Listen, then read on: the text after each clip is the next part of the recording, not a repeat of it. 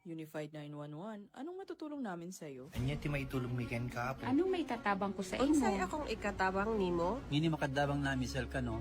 Sa anumang wika o dialekto, may tulong na darating sa iyo.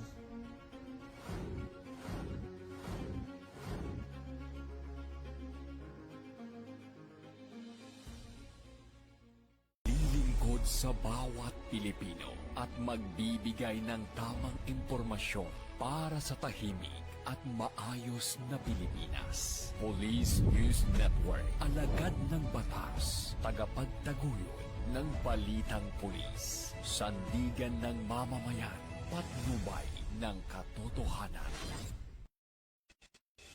La Campo Crame, maghahatid ng pinakahuling kaganapan at nagbabagang balita. Ito ang PNN Police News Network.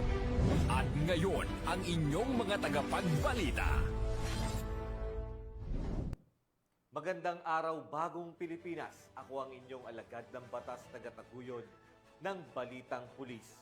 Patrolman Lubimir Julian, maghahatid ng tamang balita, kwento ng pulis at serbisyo para sa mamayan, at ito ang PNP News Online, ang pangunahing balita ng Police News Network, alagad ng batas, tagataguyod ng Balitang Pulis.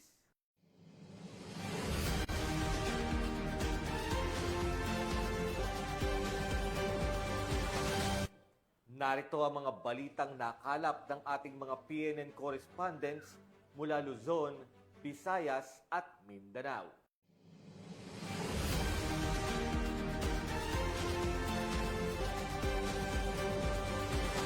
Upang masiguro ang kaligtasan ng bawat tauhan ng 102nd Maneuver Company, Regional Mobile Force Battalion 1 at maiwasan ang anumang insidente ng indiscriminate firing, nagsagawa ng masusing firearm inspection at safety reminder ang mga tauhan ng unit na pinamumunuan ni Police Lieutenant Brent L. Madjaco II sa ilalim ng pangangasiwa ni Police Captain Oliver L. Gaspar, OIC. Sa isinagawang aktibidad, isa-isang sinuri ang mga service firearm ng mga tauhan upang matiyak na nasa maayos at ligtas na kondisyon ang mga ito. Bahagi ng inspeksyon ang pagtiyak sa tamang pag-iingat, kalinisan at pagiging handa ng mga baril alinsunod sa umiiral na pamantayan at regulasyon ng PNP. Bukod sa inspeksyon, nagsagaw rin ng paalala at orientasyon hinggil sa responsableng paghawak ng armas. Binigyang din ng pamunuan ang kahalagahan ng disiplina, wastong paggamit ng baril at mahigpit na pagsunod sa mga safety protocol sa lahat ng pagkakataon, lalo na habang ginagampanan ng opisyal na tungkulin.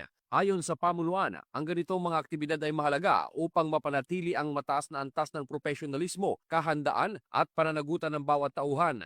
Layunin din ito na maiwasan ang mga aksidenteng maaaring magdulot ng pinsala sa kapwa-tauhan at sa komunidad. Ang nasabing firearm inspection at safety reminder ay bahagi ng patuloy na programa ng unit para sa pagpapaigting ng kaligtasan, kaayusan at epektibong pagtupad sa kanilang mandato bilang tagapangalaga ng kapayapaan at kaayusan.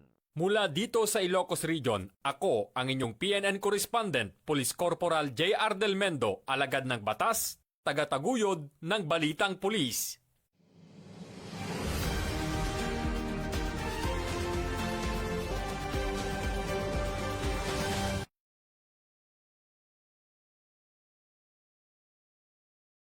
Sa simpleng handog, ngunit taos-pusong naglilingkod, muling pinatunayan ng pambansang pulisya ng Pilipinas na ang tunay na serbisyo ay may kasamang malasakit at pagmamahal sa kapwa. Matapos magsagawa ng gift-giving activity, ang Police Regional Office 6 Officers Ladies Club sa Zone 1B, Barangay Kalumpang Molo, Iloilo City, nito lamang ika-30 ng Disyembre. Ang aktibidad ay pinangunahan ni Honorable Piv O. Ligan, Municipal Mayor ng Santa Catalina, Negros Oriental at Advisor ng Pro-6 OLC. Katuwang ang Regional Director ng Police Regional Office 6 na si Police Brigadier General Josefino D. Ligan, kasama ang mga opisyal at tauhan ng Pro-6. Sa nasabing gawain na mahagi ang kapulisan ng mga gift packs at mahahalagang gamit na nagdulot ng ngiti at saya sa mga pamilya at kabataan ng komunidad. Higit pa sa mga handog, nagsilbi rin itong pagkakataon upang mas mapalapit ang ugnayan ng kapulisan at mamamayan, mapalakas ang tiwala at maipakita ang tunay na diwa ng serbisyo publiko. Binigyang diin ni Police Brigadier General Josefino Diligan ang mga gawaing may malasakit at voluntaryong pagtulong ay sumasalamin ng pusong naglilingkod ng Philippine National Police. Ayon sa kanya, ang pagtataguyod ng ligtas na pamayanan ay hindi lamang nakatuon sa pagpapatupad ng batas, kundi sa pagiging kaagapay ng mamamayan, lalo na sa oras ng pangangailangan. Nagpaabot naman ng taos-pusong pasasalamat si Honorable Mayor Piv O. Ligan sa mga tauhan ng Pro-6 at mga voluntaryong nagbuklod-buklod upang maging makabuluhan at matagumpay ang nasabing aktibidad. Mainit ding tinanggap ng mga residente ng Barangay Kalumpang Molo ang inisyatiba at ipinahayag ang kanilang pagpapahalaga, sabay giit na ang pulisya ay hindi lamang tagapagpanatili ng kapayapaan at kaayusan, kundi katuwang sa pag-asa at pagpapaunlad ng komunidad. Ang aktibidad na ito ay bahagi ng patuloy na advokasya ng Pro-6 na palakasin ang pagkakaisa at tiwala ng publiko. Sa bawat ngiti ng batang napasaya at pamilyang natulungan, lalong tumitibay ang ugnayan ng kapulisan at komunidad bilang isang nagkakaisang pamayanan. Bagong PNP para sa bagong Pilipinas. Serbisyong mabilis, tapat at nararamdaman. Mula rito sa Police Regional Office 6, ako ang inyong PNN Correspondent Patrolwoman Justin May Halyores. Alagad ng batas, tagataguyod ng Balitang Pulis.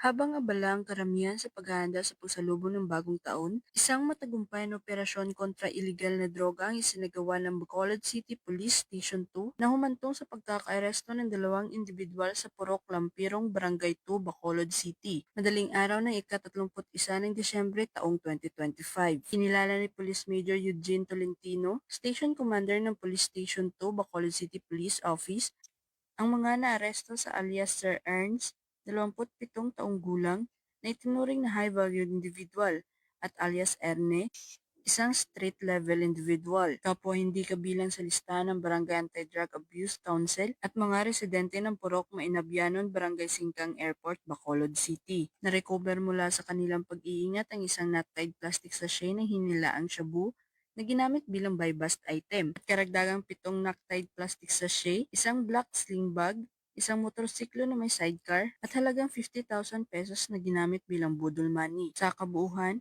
nakumpiska mula sa kanila ang humigit kumulang 200 gramo ng hinilaang shabu na may tinatayang standard drug price na 1,360,000 pesos. Ang mga sospek ay kasalukuyan sa kustudiyan ng Bacolod City Police Station 2 at nakatakdang sampahan ng mga kasong paglabag sa Section 5, 26 at 11 ng Republic Act 9165 o ang Comprehensive Dangerous Drugs Act of 2002.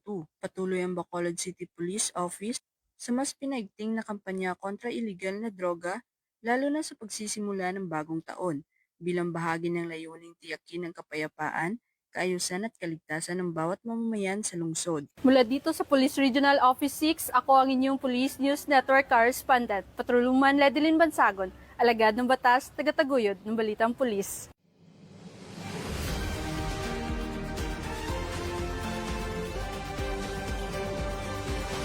Nasa bat na mga operatiba ng Station Drug Enforcement Unit ng Police Station 2, Cebu City Police Office, ang mahigit 1 million na halaga ni Nalang Shabu mula sa 2 tulak sa isang buy-bust operation sa Barangay Sambag 1, Cebu City noong 29 ng Disyembre sa taong kasalukuyan, bandang alas 9 ng gabi. Kinilala ni Police Major Timothy Jim Romanelius, Acting Station Commander ng sabing stasyon, ang suspect na sina Alice Inting, 33 anyos, at kasamahan nito na si Alice Winston, 24 anyos.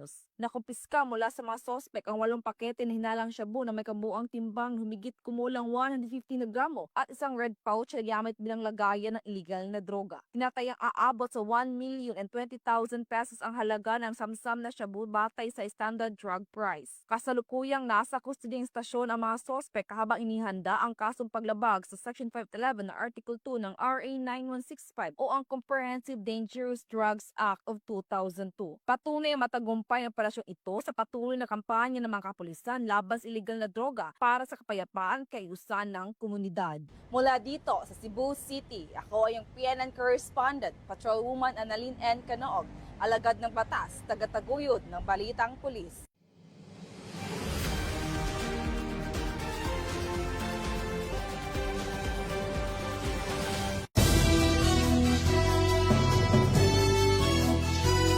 Sa mga gusto magpulis naman, sir, ano pong gusto yung mensahe niyo po? Sa ganaya, malayo nang tanggapin ang pagsiservisyo publiko at hindi sariling interes. sa mga kababayan natin na nais maging pulis, of course, bago nyo pasukin ang pagpupulis, dapat pag-isipan nyo munang mabuti. Dahil kagaya nga ng nabanggit ko kanina, hindi pa nakakapag-take off, nag-quit na. So dapat pagsasali tayo sa uniform service, dapat buo ang ating loob. Dapat naka-prepare not only our body, but pati yung kaisipan, yung utak natin ay prepared tayo sa susuungin natin na bagong atmosphere, bagong mundo at bagong ginagalawan. Kasi may mga pagkakataon na may mga hindi prepared na nagpupulis or nagtake off as any member of uniform service, then all the while biglang mag-quit na lang for reasons na hindi sila handa.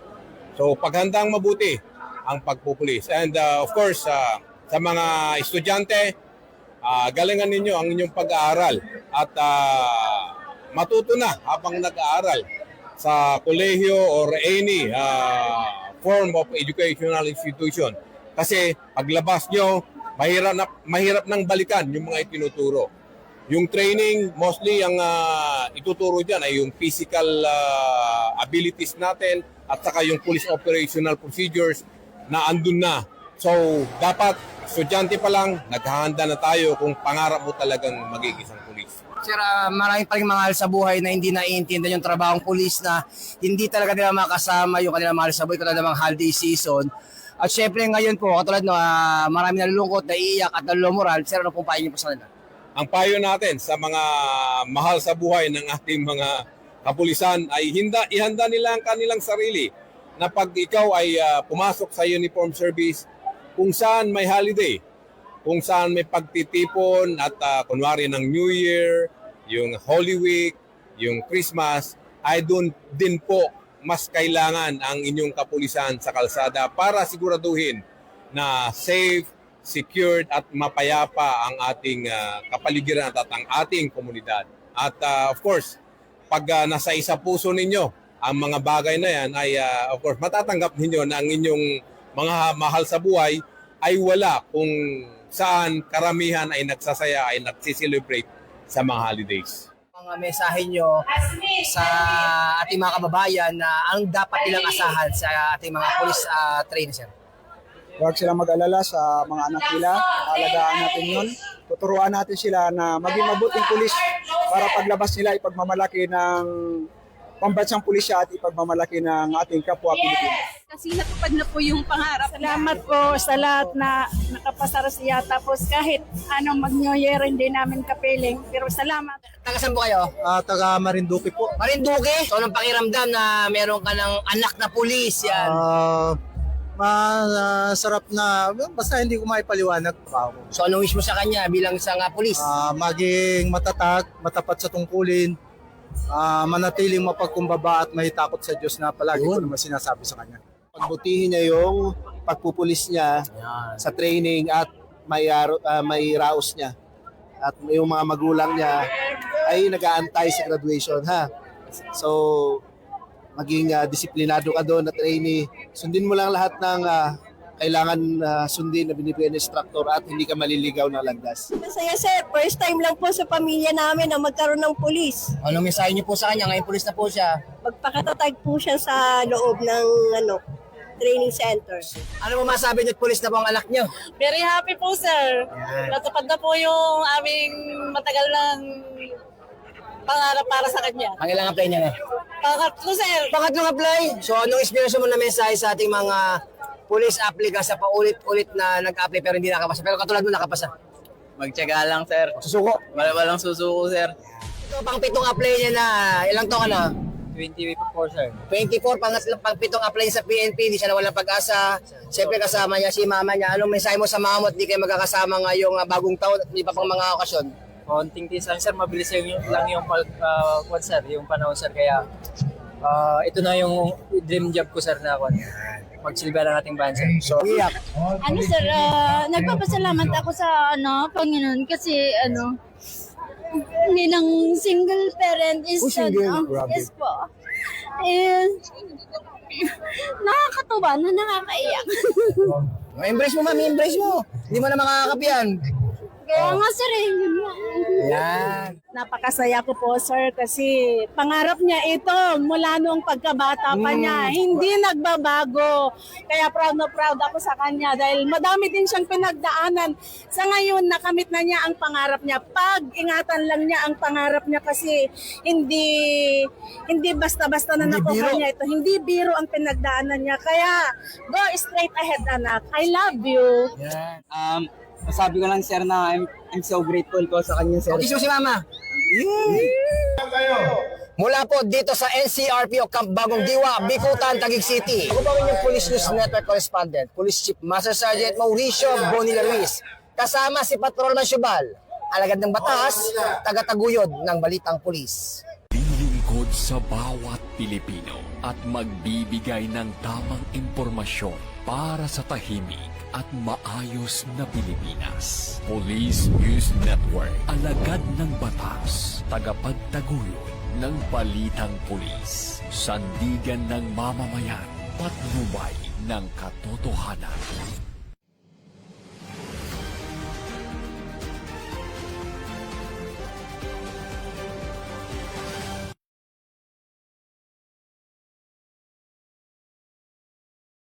Sa pinaigting na kampanya laban sa iligal na droga, naaresto ng kapulisan ang isang high-value individual at nasamsam ang humigit kumulang 205 gramo ng hinihinalang shabu. Ito lamang 29 ng Disyembre taong kasalukuyan sa Barangay Taal Molo, Iloilo City. Ang operasyon ay sinagawa ng Regional Police Drug Enforcement Unit 6, katuwang ang Regional Intelligence Division, PNP Drug Enforcement Group, Special Operation Unit 6 at Iloilo City Police Station 4. Ayon kay Police Major Marvin Villanueva, Deputy Chief ng Regional Police Drug Enforcement Unit 6, ang suspect ay kinilala na si alias Bitik, 37 taong gulang, walang asawa at residente ng Iloilo City. Na-recover sa operasyon ang buy-bust money, 14 na sachet ng hinihinalang shabu at iba pang mga non-drug items. Ang suspect ay kasalukuyang nasa kustudiya na ng pulisya para sa tamang disposisyon at maharap sa kasong paglabag sa Republic Act 9165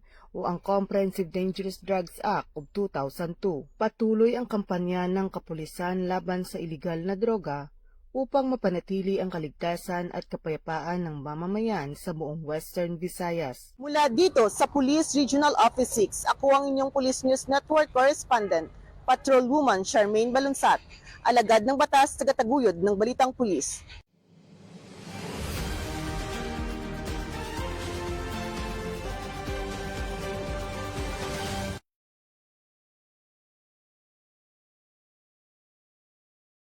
Arestado ang isang 51 anyos na barangay kagawad matapos makumpiskahan ng mahigit 1 milyong pisong halaga ng hinihinalang shabu sa isinagawang drug buy-bust operation sa barangay Hayubo, Lambunaw, Iloilo nitong hapon ng 29 ng Disyembre taong kasalukuyan. Kinilala ang suspect sa alias na Junjun, isang incumbent barangay kagawad ng nasabing barangay. Ang operasyon ay pinangunahan ng Lambunaw Municipal Unit. Ayon kay Police Captain Dandy Elalto, officer in charge ng Lambunaw MPS, isinailalim sa monitoring ang kagawad matapos umanong isiwalat ang isang suspect na naaresto sa isinagawang drug buy-bust operation ng Provincial Drug Enforcement Unit sa New Lucena noong 30 ng Nobyembre ng parehong taon na sa arestado umano siya kumukuha ng ilegal na droga. Sa operasyon, nabili ng police pusher buyer ang isang sachet ng pinaghihinalaang shabu na nagkakahalaga ng 16,000 pesos at nasamsam pa ang karagdagang 3 sachet na may kabuuang timbang na humigit kumulang 160 gramo na tinatayang nagkakahalaga ng higit sa 1 milyong piso. Ang suspect ay kasalukuyang nasa kustudiya ng Lambunaw MPS para sa dokumentasyon at sasampahan ng kaukulang kaso sa paglabag sa Republic Act 9165 o Comprehensive Dangerous Drugs Act of 2002. Pinagtitibay ng Lambunaw PNP ang kanilang paninindigan sa mahigpit na pagpapatupad ng batas laban sa iligal na droga at muling ipinapaalala na walang puwang sa serbisyo publiko ang sinumang sangkot sa kriminal na gawain. Mula dito sa Police Regional Office 6, ako ang inyong Police News Network Correspondent, Patrolwoman Jolibel Albior, alagad ng batas sa taga-taguyod ng Balitang Pulis.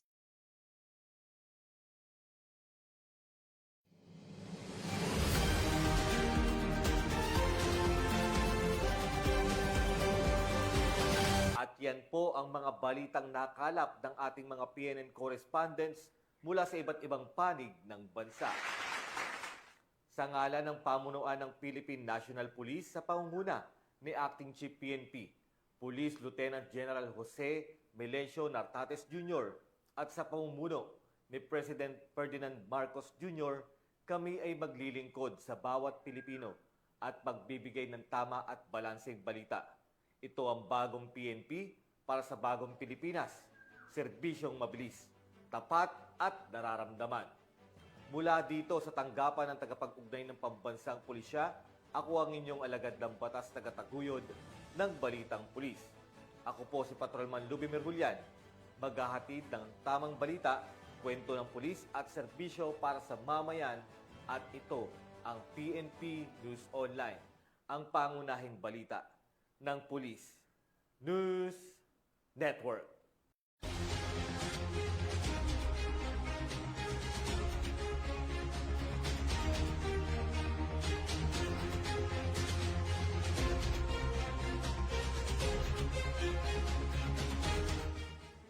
Police News Network, alagad ng batas, tagapagtaguyod ng balitang pulis.